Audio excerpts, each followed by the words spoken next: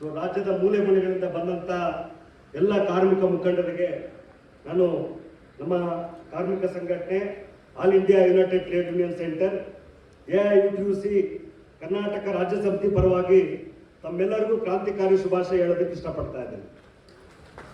Comrades, ಈಗಾಗಲೇ ಹಲವಾರು ಮುಖಂಡರುಗಳು ನಮ್ಮ ಯಾವೊಂದು ಕಾರಣಕ್ಕೋಸ್ಕರ ಯಾವೊಂದು ಬೇಡಿಕೆಗಳನ್ನ ಇಟ್ಕೊಂಡು ನಾವು ಒಂದು ಸಾರ್ವತ್ರಿಕ ಮುಷ್ಕರಕ್ಕೆ ಹೋಗ್ತಾ ಇದ್ದೀವಿ ಅಂತೇಳಿ ಈಗಾಗಲೇ ನಿಮ್ಮ ಮುಂದೆ ಮಂಡಿಸಿದ್ದಾರೆ. ಈಗಾಗಲೇ ಗೊತ್ತುವಳಿನೂ ನಾವು ಸ್ವೀಕಾರ ಮಾಡಿದ್ದೀವಿ, ಅದಕ್ಕೆ ಬೆಂಬಲಿಸಿದ್ದೀವಿ.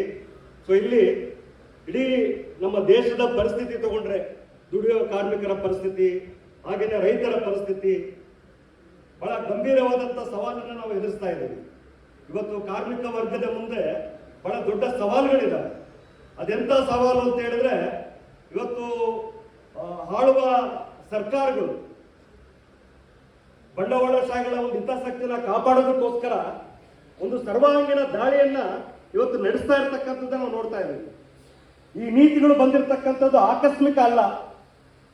ಏನು ರೈತ ವಿರೋಧಿ ಕಾನೂನುಗಳಾಗ್ಲಿ ಅಥವಾ ಕಾರ್ಮಿಕ ವಿರೋಧಿ ಕಾನೂನುಗಳೇನು ಬರ್ತಾ ಇದ್ದಾವೆ, ಒಂದಾದ ನಂತರ ಒಂದು ಏನು ದಾಳಿಗಳನ್ನ ಸರ್ಕಾರಗಳು ಮಾಡ್ತಾ ಇದ್ದಾವೆ, ಇದು ಆಕಸ್ಮಿಕ ಅಲ್ಲ. ಅಥವಾ ಯಾರೋ ಪ್ರಧಾನಮಂತ್ರಿ ಆಗಿದ್ದಾರೆ, ಯಾರೋ ಮುಖ್ಯಮಂತ್ರಿ ಆಗಿದ್ದಾರೆ, ಅವ್ರು ತಂದಿರ್ತಕ್ಕಂಥದ್ದು ಅಷ್ಟೇ ಅಲ್ಲ. ಕೇವಲ ನಾವು ನರೇಂದ್ರ ಮೋದಿಯನ್ನ ಬೈದ್ಬಿಟ್ಟು ನಮ್ಮ ಸಿಟ್ಟಿನ ತೀರ್ಸ್ಕೊಂಡ್ರೆ ನಮ್ಮ ವೈರಿ ಬಗ್ಗೆ ನಾವು ಅರ್ಥ ಮಾಡ್ಕೊಂಡಾಗಲ್ಲ. ಸೊ ಹಾಗಿದ್ರೆ ಯಾರ ಹಿತಾಸಕ್ತಿಗೋಸ್ಕರ ತರ್ತಾ ಇದ್ದಾರೆ, ಇದು ಬಹಳ ಮುಖ್ಯವಾದಂತ ಪ್ರಶ್ನೆ ನಮ್ಮ ಮುಂದೆ ಇದೆ. ನಾನು ಭಾವಿಸೋದು ಆ ರೀತಿ. ಯಾಕಂದ್ರೆ ಯಾರ ಹಿತಾಸಕ್ತಿ ಇಲ್ಲಿ ಬಹಳ ಮುಖ್ಯ. ಇಲ್ಲಿ ಸರ್ಕಾರಗಳು ಅದು ಬದಲಾಗ್ತಾ ಇರ್ತವೆ, ಪ್ರಧಾನಮಂತ್ರಿಗಳು ಬದಲಾಗ್ತಾರೆ, ಮುಖ್ಯಮಂತ್ರಿಗಳು ಬದಲಾಗ್ತಾರೆ, ಆದ್ರೆ ನೀತಿಗಳಲ್ಲಿ ಯಾಕೆ ಬದಲಾವಣೆ ಆಗ್ತಾ ಇಲ್ಲ? ನಮ್ಗೆ ಸ್ವಾತಂತ್ರ್ಯ ಬಂದು ಏನು ಸುಮಾರು 79 ವರ್ಷ ಆಗಿದೆ. ಈ ಒಂದು 79 ವರ್ಷದ ಸ್ವಾತಂತ್ರ್ಯದಲ್ಲಿ ಜನಗಳ ಜೀವನ ಹೇಗೆ ದಿನದಿಂದ ದಿನಕ್ಕೆ ದುಬಾರಿ ಆಗ್ತಾ ಇದೆ. ಬಡವರು ಆಗ್ತಾ ಇದ್ದಾರೆ, ಕಾರ್ಮಿಕರು ಇವತ್ತು ಕೆಲಸ ಕಳ್ಕೊಳ್ತಾ ಇದ್ದಾರೆ. ಲೇ ಆಫ್, ಲಾಕ್ಔಟ್, ರಿಟ್ರೀಚ್ಮೆಂಟ್ ಯಾವ ತರ ಇವತ್ತು ಕಾಮನ್ ಆಗಿರ್ತಕ್ಕಂಥದ್ದು ನೋಡ್ತಾ ಇದ್ದೀವಿ. ಏನ್ ನರೇಂದ್ರ ಮೋದಿ ಅವರು ಫಿಕ್ಸ್ಡ್ ಟರ್ಮ್ ಎಂಪ್ಲಾಯ್ಮೆಂಟ್ ಅಂತೇಳಿ 4 ಸಂಹಿತೆಗಳನ್ನು ತರಕೊಟ್ಟಿದ್ದಾರೆ. ಇದೇನು ಹೊಸದಲ್ಲ.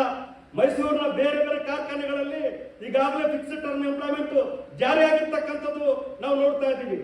ದುಡಿತದ ಅವಧಿ ತಮ್ಮೆಲ್ಲರಿಗೂ ಗೊತ್ತಿದೆ.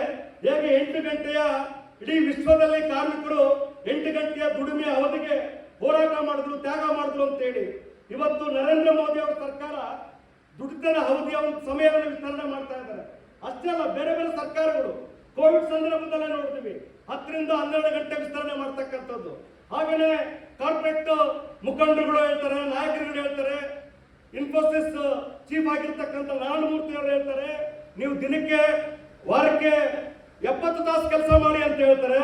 ಇನ್ನೊಬ್ಬ ಉದ್ಯಮಿ ಹೇಳ್ತಾರೆ, ನೀವು ಹೆಂಡತಿ ಮಕ್ಕ ನೋಡ್ಕೊಂಡು ಯಾಕೆ ಭಾನುವಾರ ಮನೇಲಿ ಇರ್ತೀರಾ, ನೀವು 90 ಗಂಟೆ ಕೆಲಸ ಮಾಡಿ ಅಂತೇಳಿ ಈ ರೀತಿ ಮಾತಾಡ್ತಾ ಇದ್ದಾರೆ. ಅಂದ್ರೆ ದೇಶದ ಬಂಡವಾಳಶಾಹಿಗಳು ಏನು ಮಾತುಕತೆ ಮಾಡ್ತಾ ಇದ್ದಾರೆ, ಏನು ಸಲಹೆ ಸೂಚನೆ ಕೊಡ್ತಾ ಇದ್ದಾರೆ, ಅದಕ್ಕೆ ಅನುಗುಣವಾಗಿ ನೀತಿಗಳು ಬರ್ತಕ್ಕಂಥದ್ದು ನಾವು ನೋಡ್ತಾ ಇದ್ದೀವಿ. ಸೊ ಇಲ್ಲಿ ನಮ್ಮ ಮುಂದೆ ಇರ್ತಕ್ಕಂಥ ದೊಡ್ಡ ಸವಾಲು ಅಂತ ಹೇಳಿದ್ರೆ 29 ಏನು ಕಾರ್ಮಿಕ ಕಾಯ್ದೆಗಳು ಅದಕ್ಕೇನು ತಿದ್ದುಪಡಿ ತಂದ್ರು, ಅದರಲ್ಲಿ ನಮ್ಗೆ ಅಲ್ಪ ಸ್ವಲ್ಪ ರಕ್ಷಣೆ ಇತ್ತು. ನಾವು ಹೋರಾಟ ಮಾಡ್ಬೋದಾಗಿತ್ತು, ನಮ್ಮ ಹಕ್ಕುಗಳನ್ನ ಉಳಿಸ್ಕೊಳ್ಳೋದಕ್ಕೋಸ್ಕರ ಕೋರ್ಟ್ಗೆ ಹೋಗ್ಬೋದಾಗಿತ್ತು, ಮುಷ್ಕರ ಮಾಡ್ಬೋದಾಗಿತ್ತು. ಈಗ ಎಂತ ದಾಳಿನ ತಂದಿದ್ದಾರೆ ಅಂತ ಹೇಳಿದ್ರೆ, ಕಾರ್ಮಿಕ ಸಂಘಟನೆ ದುರ್ಬಲಗೊಳಿಸಬೇಕು, ಹೋರಾಟವನ್ನು ದುರ್ಬಲಗೊಳಿಸಬೇಕು, ಕಾರ್ಮಿಕರು ಹೋರಾಟಕ್ಕೆ ಬರಲೇಬಾರದು ಅನ್ನುವಂಥ ಪರಿಸ್ಥಿತಿನ ಈ 4 ಕಾರ್ಮಿಕ ಸಮಿತಿಗಳ ಮೂಲಕ ತರಕೊಳ್ತಿದ್ದಾರೆ. ಇದೊಂದು ಸಂಪೂರ್ಣವಾದಂತ ದಾಳಿ. ಯಾರ ಹಿತಾಸಕ್ತಿಗೋಸ್ಕರ? ಈ ದೇಶದ ಅದಾನಿ, ಅಂಬಾನಿ, ಟಾಟಾ, ಬಿರ್ಲಾ, ಗೋಯಂಕಾ, ಮಫತ್ಲಾಲ್ ಯಾರಿದ್ದಾರೆ ಅವರ ಹಿತಾಸಕ್ತಿಗೋಸ್ಕರ. ಇವತ್ತು ನಮ್ಮ ದೇಶದ ಈ ಒಂದು ಬಂಡವಾಳಶಾಹಿ ವ್ಯವಸ್ಥೆ ಅಷ್ಟೇ ಅಲ್ಲ, ಇಡೀ ವಿಶ್ವದಲ್ಲಿ ಎಲ್ಲಾ ದೇಶಗಳು ತಗೊಂಡ್ರೆ ನೀವು ಅಮೆರಿಕದಿಂದ ಹಿಡಿದುಬಿಟ್ಟು ಎಲ್ಲ ಕಡೆ ಬಿಕ್ಕಟ್ಟು ಆವರಿಸಿಕೊಂಡಿದೆ. ಅದೆಂತ ಬಿಕ್ಕಟ್ಟು ಅಂದ್ರೆ ಆ ಬಿಕ್ಕಟ್ಟಿಂದ ಹೊರಗಡೆ ಬರಕ್ ಆಗ್ತಾ ಇಲ್ಲ. ಒಂದು ಬಿಕ್ಕಟ್ಟು ನಂತರ ಮತ್ತೊಂದು ಬಿಕ್ಕಟ್ಟು. ಈ ರೀತಿ ಇವತ್ತು ಇಡೀ ಸಾಮ್ರಾಜ್ಯಶಾಹಿ ದೇಶಗಳು, ಬಂಡವಾಳಶಾಹಿಗಳು ಬಿಕ್ಕಟ್ಟಲ್ಲಿ ಮುಳುಗಿದಾವೆ. ಅವ್ರಿಗೆ ಮಾರ್ಕೆಟ್ ಬೇಕು, ಅವ್ರಿಗೆ ಲಾಭ ಬೇಕು. ಆ ಲಾಭಕ್ಕೋಸ್ಕರ, ಮಾರ್ಕೆಟ್ಗೋಸ್ಕರ ಇವತ್ತು ನೀತಿಗಳನ್ನ ತರ್ತಕ್ಕಂಥದ್ದನ್ನು ನೋಡ್ತಾ ಇದೀವಿ. ಸೊ ಇವತ್ತು ಜಾಗತೀಕರಣ ತಂದಾಗೆ ನಮ್ಮ ಆಳ್ವಿಕರು ದೇಶದ ಮುಂದೆ ಭಾರಿ ದೊಡ್ಡ ಸುಳ್ಳುಗಳನ್ನ ಹೇಳಿದ್ರು. ಅದೇ ರೀತಿ ಏನೀಗ ಹೊಸ ಸಮಿತಿಗಳು ತಂದಿದ್ದಾರೆ, 4 ಸಮಿತಿಗಳು. ನರೇಂದ್ರ ಮೋದಿ ಅವರ ಸರ್ಕಾರ ಸುಳ್ಳುಗಳ ಸರಮಾಲೆಗಳನ್ನು ಹೇಳ್ತಾ ಇದೆ. ಸ್ವರ್ಗ ಬರ್ತಾ ಇದೆ ಕಾರ್ಮಿಕರಿಗೆ, ಅದು ತರ್ತಾ ಇದೆ ಇದು ತರ್ತಾ ಇದೀವಿ ಅಂತೇಳಿ ಎಷ್ಟು ಸುಳ್ಳಿದೆ ಅಂತ ಹೇಳಿದ್ರೆ ಇವತ್ತು ಸುಳ್ಳನ್ನ ಸತ್ಯ ಅನ್ನೋ ತರ ನಂಬಿಸಕ್ ಹೊರಟಿದ್ದಾರೆ.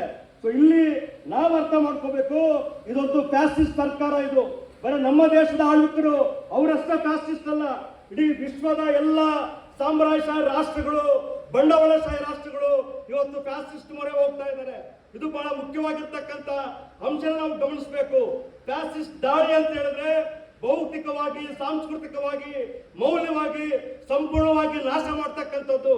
ಇವತ್ತು ಯಾರು ಪ್ರಶ್ನೆ ಮಾಡಬಾರ್ದು, ಯಾರು ಟೀಕೆ ಮಾಡಬಾರ್ದು. ಇವತ್ತು ನಾವು ವಿವೇಚನೆ ಮಾಡ್ತಕ್ಕಂಥದ್ದು, ತರ್ಕ ಮಾಡ್ತಕ್ಕಂಥದ್ದನ್ನ ಕಳ್ಕೊಂಡು ನಾವು ಪಶುಗಳ ತರ ಆಗ್ಬೇಕು ಅಂತಕ್ಕಂಥ ರೀತಿಯಲ್ಲಿ ಆಳ್ವಿಕರು ಇವತ್ತು ಅಂತ ಒಂದು ನೀತಿಗಳನ್ನ ರೂಪಿಸ್ತಾ ಇದ್ದಾರೆ. ತಮ್ಮೆಲ್ಲರಿಗೂ ಗೊತ್ತಿದೆ, ಇವತ್ತು ಜನವರಿ 21 ಇಡೀ ವಿಶ್ವದಲ್ಲಿನೇ ಇಡೀ ಜಗತ್ತನ್ನ ತಲ್ಲಣಗೊಳಿಸಿದಂತ ಮಹಾನ್ ಕ್ರಾಂತಿನ ನೆರವೇರಿಸಿದಂತ ಮಹಾನ್ ಕಾರ್ಮಿಕ ವರ್ಗದ ನಾಯಕರಾಗಿರ್ತಕ್ಕಂಥ ಲೆನಿನ್ ಅವರು ಇವತ್ತು ನಮ್ಮನ್ನು ಅಗಲೋಗಿರ್ತಕ್ಕಂಥ ದಿನ. ಇಡೀ ವಿಶ್ವದ ಕಾರ್ಮಿಕರು ಇವತ್ತು ಅವರನ್ನು ನೆನೆಸ್ತಾರೆ, ಗೌರವ ಕೊಡ್ತಾರೆ. ತಮ್ಮೆಲ್ಲರಿಗೂ ಗೊತ್ತು, ನವೆಂಬರ್ ಮಹಾಕ್ರಾಂತಿ 1917ರಲ್ಲಿ ಏನು ಬಂತು, ಇಡೀ ವಿಶ್ವದ ಎಲ್ಲ ದುಡಿಯುವ ಜನತೆಗೆ ಒಂದು ರೀತಿ ಸ್ಫೂರ್ತಿ ಆಯ್ತು, ಪ್ರೇರಣೆ ಆಯ್ತು. ಇಡೀ ವಿಶ್ವದಲ್ಲಿನೇ ಕಾರ್ಮಿಕರು ಸಂಘಟಿತರಾಗಿ ಅವರವರ ದೇಶಗಳಲ್ಲಿ ಸಮಾಜವಾದ ವ್ಯವಸ್ಥೆ ತರಬೇಕು ಅಂತೇಳಿ ಹೋರಾಟವನ್ನು ಪ್ರಾರಂಭ ಮಾಡಿದ್ರು.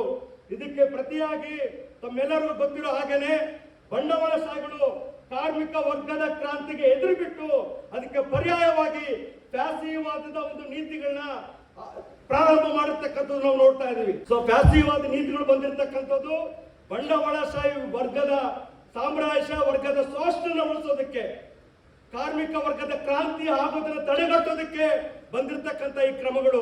ಸೊ ಇಲ್ಲಿ ಬಂಡವಾಳಶಾಹಿಗಳು, ಸಾಮ್ರಾಜ್ಯಶಾಹಿಗಳು ತಮ್ಮ ಲಾಭಕ್ಕೋಸ್ಕರ ಎಲ್ಲ ಹಕ್ಕುಗಳ ಮೇಲೆ ದಾಳಿ ಮಾಡ್ತಾ ಇದ್ದಾರೆ. ಅವ್ರಿಗೆ ಲಾಭನೇ ಮುಖ್ಯ ಅಂತ ಒಂದು ನೀತಿಗಳೇ ಇವತ್ತು ನಾವು ಜಾರಿ ಮಾಡ್ತಕ್ಕಂಥದ್ದು ನೋಡ್ತಾ ಇದೀವಿ. ಆದ್ರಿಂದ ಏನು ಎರಡನೇ ಮಹಾಯುದ್ಧದ ಸಂದರ್ಭದಲ್ಲಿ ಏನು ಜರ್ಮನ್ ಮತ್ತೆ ಫ್ಯಾಸಿಸ್ಟ್ ಒಕ್ಕೂಟಗಳ ಒಂದು ದಾಳಿಯನ್ನ ರಷ್ಯಾದ ನೇತೃತ್ವದಲ್ಲಿ ಆಗಿನ ಮಹಾನ್ ನಾಯಕರಾಗಿರ್ತಕ್ಕಂಥ ಸ್ಟಾಲಿನ್ ಅವರು ಪ್ರಬಲವಾಗಿ ವಿರೋಧಿಸಿದ್ರು, ಸೋಲಿಸಿದ್ರು, ಒಂದು ನಾಗರಿಕತೆಯನ್ನ ರಕ್ಷಣೆ ಮಾಡಿದ್ರು, ಮಹಾನ್ ನಾಗರಿಕತೆಯನ್ನು ಉಳಿಸಿದ್ರು. ಸೊ ಅದಾದ ನಂತರ ಫ್ಯಾಸಿಸ್ಟ್ ಶಕ್ತಿಗಳಿಗೆ ಬಹಳ ಹಿನ್ನಡೆ ಆಯಿತು. ಆದ್ರೆ ಆ ಫ್ಯಾಸಿಸ್ಟ್ ಶಕ್ತಿಗಳು ಸತ್ತಿರಲಿಲ್ಲ, ಕೊನೆ ಆಗಿರ್ಲಿಲ್ಲ. ಈಗ ಮತ್ತೆ ತಲೆ ಎತ್ತಾ ಇದ್ದಾರೆ. ಯಾಕೆ ಅಂತ ಹೇಳಿದ್ರೆ ರಷ್ಯಾದಲ್ಲಿ ಸಮಾಜವಾದಿ ಏನು ವ್ಯವಸ್ಥೆ ಇತ್ತು, ವಿಶ್ವದಲ್ಲಿ ಏನು ಸಮಾಜವಾದಿ ವ್ಯವಸ್ಥೆ ಇತ್ತು, ಬೇರೆ ಬೇರೆ ದೇಶಗಳಲ್ಲಿ ಅದು ಪತನ ಆದ ನಂತರ ಇವತ್ತು ಬಂಡವಾಳಶಾಹಿ ಸಾಮ್ರಾಜ್ಯಶಾಹಿಗಳಿಗೆ ಯಾರು ಸವಾಲು ಹಾಕೋರು ಇಲ್ಲದಂಗೆ ಆಗ್ಬಿಟ್ಟಿದೆ. ಸೊ ಸಮಾಜವಾದಿ ಹಲವಾರು ಕಾರಣಕ್ಕೋಸ್ಕರ ಒಂದು ಹಿನ್ನಡೆ ಅನುಭವಿಸಿದೆ. ಅದು ಶಾಶ್ವತ ಅಲ್ಲ. ಮತ್ತೆ ಇಡೀ ದೇಶದಲ್ಲಿ ಕಾರ್ಮಿಕ ವರ್ಗ ಸಮಾಜವಾದಿ ವ್ಯವಸ್ಥೆಗೋಸ್ಕರ ಕ್ರಾಂತಿ ಮಾಡೋದಕ್ಕೆ ಹೋರಾಟ ಮಾಡ್ತಕ್ಕಂಥದ್ದು ನಾವು ನೋಡ್ತಾ ಇದ್ದೀವಿ. ಆದ್ರೆ ಇವತ್ತು ಸಮಾಜವಾದಿ ವ್ಯವಸ್ಥೆ ಇಲ್ದಿರೋದ್ರಿಂದ ಈ ಬಂಡವಾಳಶಾಹಿಗಳು, ಸಾಮ್ರಾಜ್ಯಶಾಹಿಗಳು ಇವತ್ತು ದಾಳಿಯನ್ನ, ಯುದ್ಧವನ್ನ ಮಾಡ್ತಕ್ಕಂಥದ್ದು ನಾವು ನೋಡ್ತಾ ಇದ್ದೀವಿ. ಪ್ಯಾಲೆಸ್ಟೈನ್ ನಲ್ಲಿ ಇವತ್ತು ಕಾರ್ಮಿಕರು, ಲಕ್ಷಾಂತರ ಕಾರ್ಮಿಕರು ಮಕ್ಕಳ ಮೇಲೆ ಮರಣವನ್ನು ಮಾಡಿರ್ತಕ್ಕಂಥದ್ದು ನಾವು ನೋಡ್ತಾ ಇದ್ದೀವಿ. ಹೇಗೆ ಅಮೆರಿಕ ದೇಶದ ಅಧ್ಯಕ್ಷರು ಇನ್ನೊಂದು ದೇಶದ ವೆನಿಜುಲಾ ದೇಶದ ಅಧ್ಯಕ್ಷನ ರಾತ್ರಿ ಹೋಗಿ ಅವರು ಬಂಧಿಸಿರ್ತಕ್ಕಂಥದ್ದು ಎಷ್ಟು ಖಂಡನೀಯ. ಇದು ನಾವು ನೋಡ್ತಾ ಇದ್ದೀವಿ ಇಡೀ ವಿಶ್ವದಲ್ಲಿ ಯಾವ ರೀತಿ ಆಗ್ತಾ ಇದೆ ಅಂತಕ್ಕಂಥದ್ದು. ಇದರ ವಿರೋಧಿಸ್ಬಿಟ್ಟು ಪ್ರಬಲವಾಗಿ ಕಾರ್ಮಿಕರು, ರೈತರು, ಯುವ ಜನರು, ಯುವಕರು ಮುಂದೆ ಬಂದು ಜೀವ ಕೊಡ್ತಾ ಇದ್ದಾರೆ, ಹೋರಾಟ ಮಾಡ್ತಾ ಇದ್ದಾರೆ. ಇದೇ ಬಾಂಗ್ಲಾದೇಶ ಆಗಿರ್ಬೋದು, ನೇಪಾಳ ಆಗಿರ್ಬೋದು, ಅಥವಾ ಲಂಡನ್ ಆಗಿರ್ಬೋದು, ಪ್ಯಾರಿಸ್ ಆಗಿರ್ಬೋದು, ರೈತರು ಟ್ರಾಕ್ಟರ್ಗಳನ್ನ ತಗೊಂಡು ನಗರಗಳಿಗೆ ನುಗ್ತಾ ಇದ್ದಾರೆ ಅವರ ಹಕ್ಕುಗಳಿಗೋಸ್ಕರ. ಸೊ ಇಲ್ಲಿ ನಾವು ಬಹಳ ಆಶಾವಾದಿ ಆಗಿರ್ಬೇಕು, ನಮಗೆ ಈ ಒಂದು ವಿಶ್ವಾಸ ಇರಬೇಕು. ಏನೇ ಬಂಡವಾಳಶಾಹಿಗಳು, ಸಾಮ್ರಾಜ್ಯಶಾಹಿಗಳು ಎಷ್ಟೇ ಕುತಂತ್ರ ಮಾಡಲಿ, ಎಷ್ಟೇ ಕಾರ್ಮಿಕ ವಿರೋಧಿ, ರೈತ ವಿರೋಧಿ ನೀತಿಗಳನ್ನ ಜಾರಿ ಮಾಡಲಿ, ಅದನ್ನ ಪ್ರಬಲವಾಗಿ ವಿರೋಧಿಸೋದಕ್ಕೆ, ಹಿಮ್ಮೆಟ್ಟಿಸೋದಕ್ಕೆ ಇವತ್ತು ನಾವು ಸಂಘಟಿತರಾಗಿ ಒಂದಾಗಿ ಒಕ್ಕೂಟ ಹೋರಾಟವನ್ನು ಮಾಡುವಂತ ಅವಶ್ಯಕತೆಯನ್ನು ನಾವು ಮನಗೊಂಡಿರ್ತಕ್ಕಂಥದ್ದು. ಈ ಒಂದು ಬಂಡವಾಳಶಾಹಿಗಳಿಗೆ, ಶೋಷಕ ವರ್ಗಕ್ಕೆ ಕೊನೆ ಇದೆ. ಆ ಕೊನೆ ಆಗ್ತಕ್ಕಂಥದ್ದು ಅಂದ್ರೆ ಕಾರ್ಮಿಕ ವರ್ಗ. ಅಂತ ಒಂದು ಕ್ರಾಂತಿಕಾರಿ ಶಕ್ತಿ ಇದೆ, ಅಂತ ಒಂದು ಪ್ರಬಲ ಶಕ್ತಿ ಇದೆ. ಇವತ್ತು ನಾವು ಕೇವಲ ನರೇಂದ್ರ ಮೋದಿ ಅವರ ಸರ್ಕಾರ ಅಷ್ಟೇ ಅಲ್ಲ, ಫೆಬ್ರವರಿ 12ರ ಸಾರ್ವತ್ರಿಕ ಮುಷ್ಕರನ ಯಶಸ್ವಿಗೊಳಿಸೋದು ಅಷ್ಟೇ ಅಲ್ಲ, ಮುಂದಿನ ದಿನಗಳಲ್ಲಿ ನಾವು ತ್ಯಾಗ ಬಲಿದಾನಗಳಿಂದ ಗಳಿಸ್ಕೊಂಡಿರ್ತಕ್ಕಂಥ ಹಕ್ಕುಗಳನ್ನ ಉಳಿಸೋದಕ್ಕೆ, ಶೋಷಣೆ ಕೊನೆಗಾಣಿಸೋದಕ್ಕೆ ನಾವು ಜೀವ ಕೊಡಬೇಕಾಗುತ್ತೆ, ಜೈಲಿಗೆ ಹೋಗ್ಬೇಕಾಗುತ್ತೆ, ಲಾಠಿ ಚಾರ್ಜ್ ಎದುರಿಸಬೇಕಾಗುತ್ತೆ. ಅಂತ ಒಂದು ಕಾರ್ಮಿಕರ ಹೋರಾಟ ಈ ದೇಶಕ್ಕೆ ಬರಲಿ ಅಂತೇಳಿ ಅಂತ ಒಂದು ಹೋರಾಟವನ್ನು ನಡೆಸೋದಕ್ಕೆ ನಾವು ತಯಾರಾಗೋಣ ಅಂತ ಹೇಳ್ಬಿಟ್ಟು ನನ್ನ ಮಾತುಗಳನ್ನ ಮುಗಿಸ್ತಾ ಇದ್ದೀನಿ. ಕಾರ್ಮಿಕರ ಐಕ್ಯತೆ ಚಿರಾಯವಾಗಲಿ. ಇನ್ಕುಲಾಬ್ ಜಿಂದಾಬಾದ್. ಕಾರ್ಮಿಕ ರೈತರ ಹೋರಾಟ ಜಿಂದಾಬಾದ್. ಈಗ